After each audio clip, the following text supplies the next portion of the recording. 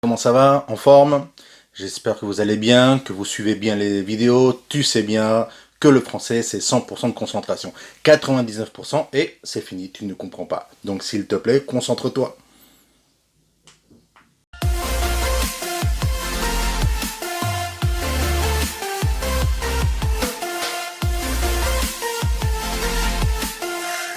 Un des sons les plus importants en français, qui distingue le français d'autres langues, c'est le U. Ouais, ça s'écrit U, et en espagnol, on prononce OU. Mais c'est pas pareil. Il y a OU en espagnol et U en français.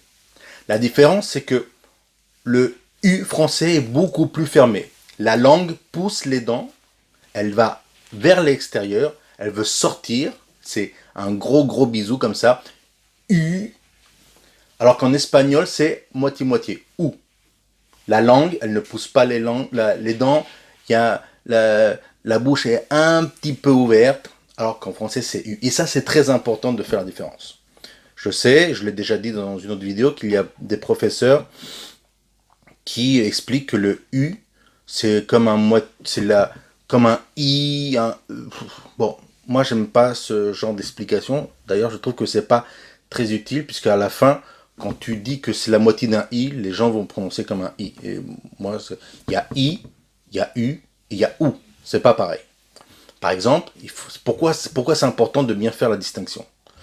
Eh bien, par exemple, il y a des mots qui vont avoir pratiquement le même son, mais un sens différent si tu fais U ou si tu fais OU. Par exemple, quand tu dis une rue, una calle, c'est pas pareil que une roue, una rueda. Si tu prononces roue par la calle, les Français vont comprendre rueda. Et toi, tu veux dire calle. D'accord? Donc c'est important. Par exemple, quelque chose d'encore un petit peu plus pertinent. Quand tu veux dire le cul, elle coule. Ouais, ça se prononce cul, comme un cul, comme la cou. Cul. Hein? Le cul, c'est pas pareil que le cou, el cuello. Hein, c'est important. Si tu vas chez le médecin et tu veux dire où tu as mal, c'est quand même important de savoir prononcer U et OU. Ça va pas être le même remède. Donc, faut faire très attention. Regarde bien. Q, je ferme complètement la bouche. Et cou, j'ouvre un petit peu la bouche. D'accord? C'est pas pareil. Donc, fais très attention avec le U. Entraîne-toi. U, U, U, U, U, U, U, U, U, U. C'est pas OU. OU, non, c'est U. On ferme la bouche. Je préfère que tu fermes la bouche complètement. Tu fais comme ça. U, U, U. D'accord? Et c'est un son sec. U. Ça sort de là. U, U, U. C'est pas ou. Bon, c'est bien. Ou, c'est bien. C'est bien, c'est bien. Ou.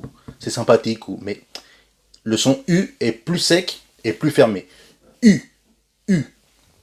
Más seco et más cerrado. Ok? Il faut faire l'effort de bien prononcer le U. Dès que tu vas bien prononcer le U, tu commences à entrer dans le français, dans le vrai français. D'accord? C'est possible. C'est pas facile. Je ne dis pas que c'est facile. Mais c'est pas impossible. C'est possible.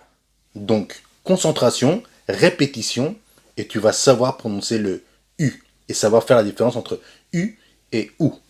Ok? Ciao, ciao.